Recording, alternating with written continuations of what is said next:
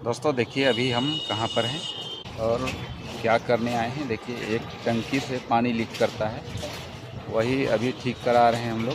तो देखिए छत से एक बहुत खूबसूरत नज़ारा है, देख सकते हैं।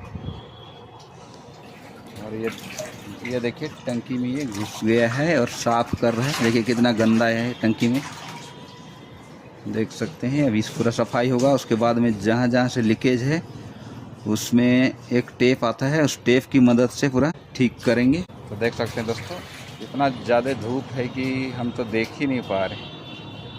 हमको ज़बरदस्ती खींच के चढ़ाया है, हम तो चढ़ भी नहीं सकते हैं।